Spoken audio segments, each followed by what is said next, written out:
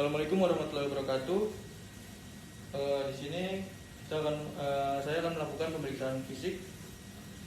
Yaitu sebelum pemeriksaan fisik, jangan lupa kita untuk melakukan cuci tangan dan melakukan menurut WHO.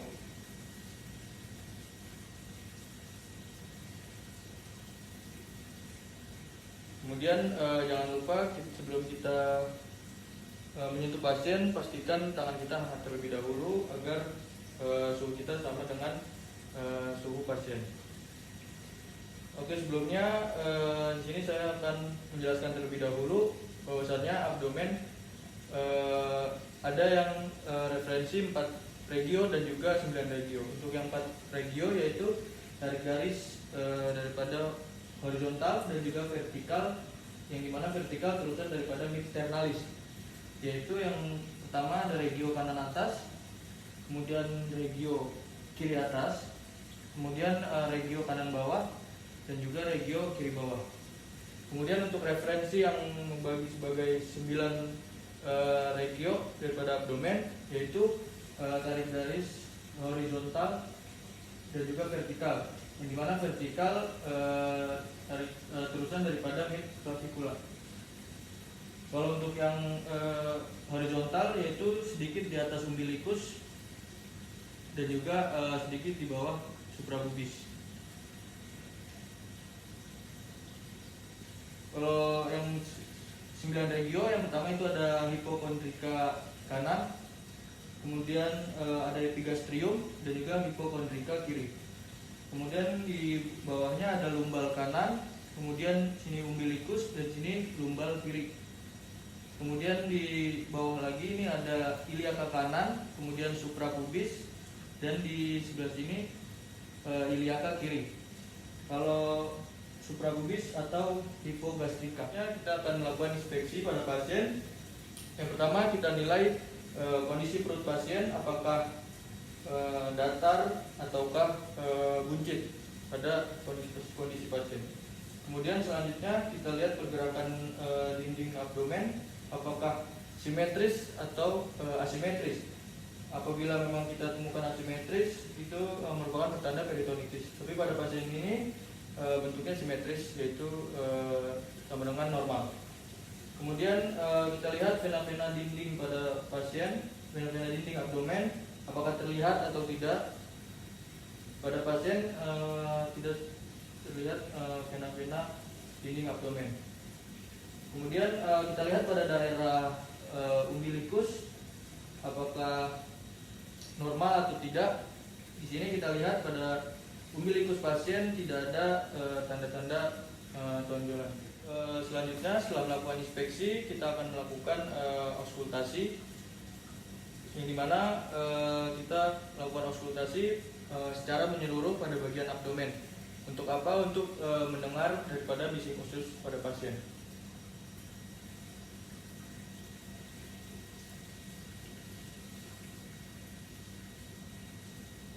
Pada pasien normal, bising usus yaitu terdengar 6 hingga 12 kali dalam 1 menit.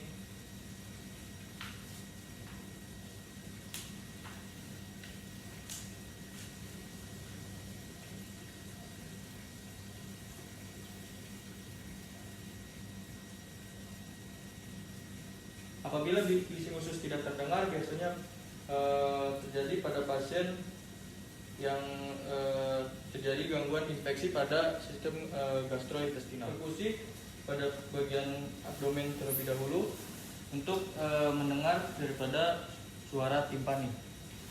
Lalu kita tanyakan juga pada pasien apakah merasa nyeri atau tidak. Sakit nggak, Pak? Enggak.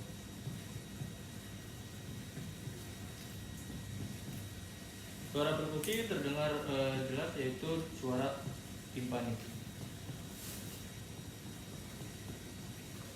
Selanjutnya kita tarik garis daripada mid clavicula untuk menilai daripada lobus kanan pasien, yaitu dengan kita perkusi dari bagian kranial ke kaudal. Di sini kita untuk mendengar yaitu perbatasan dari sonor ke redup.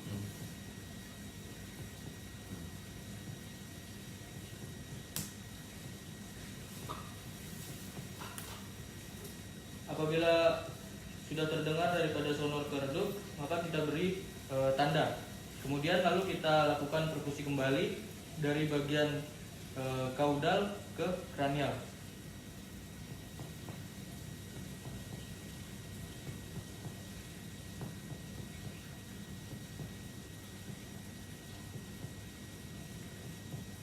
Di sini kita terdengar yaitu dari suara timpani ke pekak. Lalu dua-duanya kita ukur pada pasien yang normal, lobus kanan itu terdapat jarak 6 hingga 12 cm. Kemudian kita nilai untuk lobus kiri, yaitu kita tarik garis daripada mid sternalis dari arah kranial ke kaudal.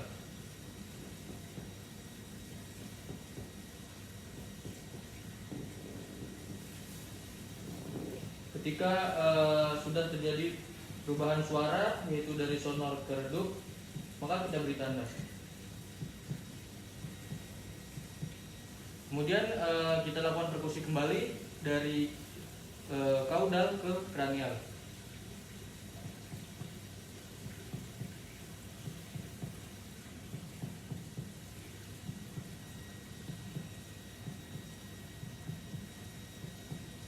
Ketika sudah terjadi perubahan suara, maka kita beri tanda, yaitu perubahan suara dari timpani ke pekak.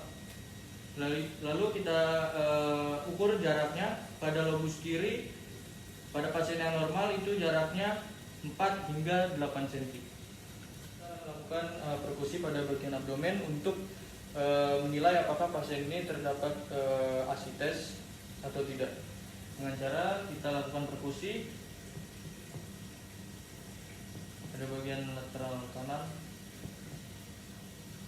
Apabila kita dapatkan perubahan suara dari timpani ke redup, maka kita tandai.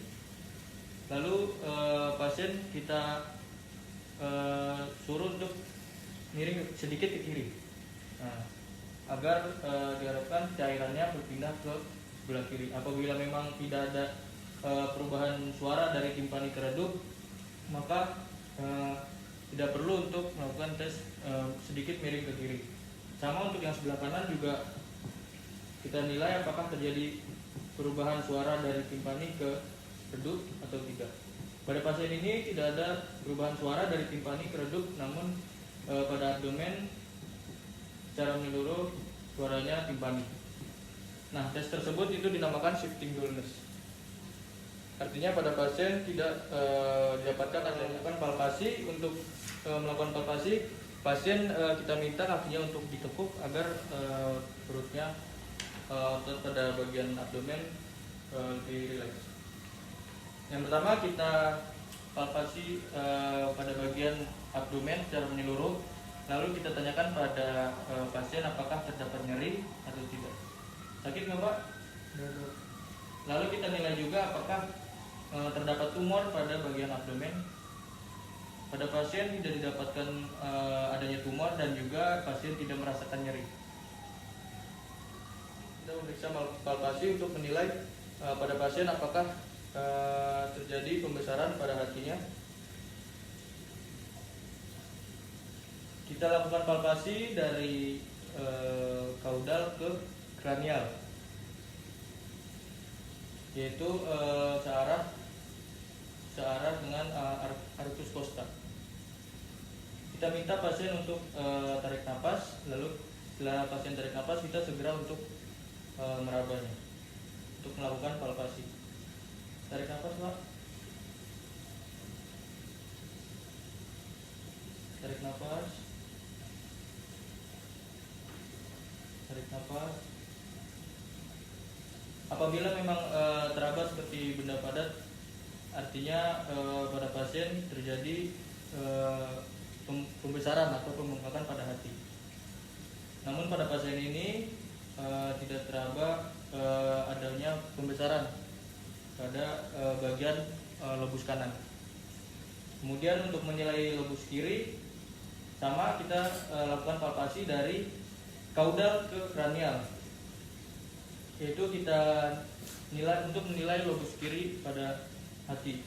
Kita mulai dari umbilikus. Tarik nafas, Pak. Buang. Tarik nafas. Buang. Tarik nafas. Buang. Pada lobus kiri pada hati pada pasien tidak teraba adanya pembesaran pada hati.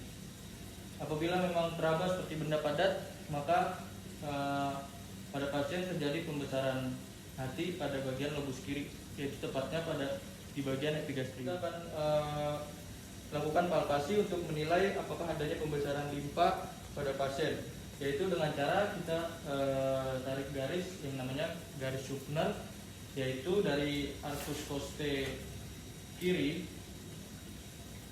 kemudian ke umbilikus, lalu ke sias, yang dimana ini terdapat 8 bagian, yaitu 4 di umbilikus. Dari arcus costae 1, 2, 3, 4, lalu 1, 2, 3, 4 terakhir di sias. Lalu kita lakukan palpasi pada pasien. Tarik nafas, Pak. Tarik nafas. Tarik nafas. Tarik nafas. Tarik nafas. Tarik nafas. Tarik nafas. Tarik nafas. Oke, pada pasien tidak didapatkan adanya pembesaran atau tumor pada limpa.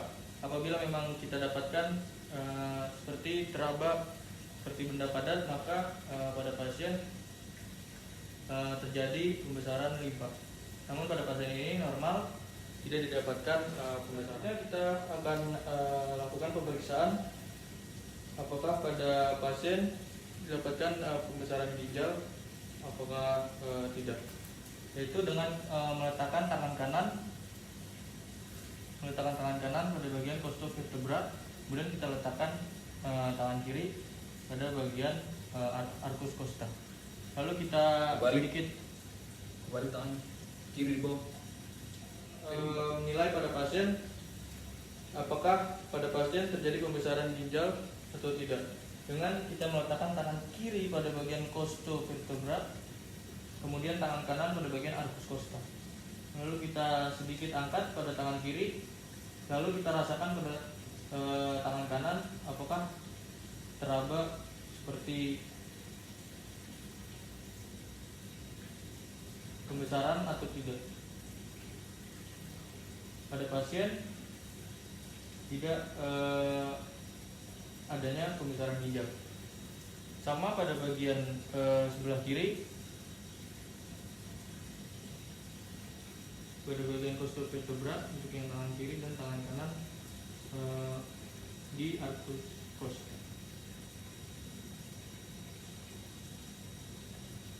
Pada pasien normal tidak terjadi pembesaran. Selanjutnya kita akan lakukan pemeriksaan nyeri ketok ginjal, yaitu jangan lupa kita minta pasien untuk duduk terlebih dahulu, lalu kita lakukan dengan menaruh tangan kiri di costovertebra. Ini costa, ini vertebra, atau kita sebut dengan costovertebra angel. Kita letakkan pada tangan kiri, lalu sedikit kita ketok, lalu kita tanyakan pada pasien apakah merasa nyeri atau tidak. Nyeri nggak, Pak? enggak dok. Sakit? Enggak. Oke, kita lakukan sama itu pada bagian kiri, yaitu di bagian costovertebra.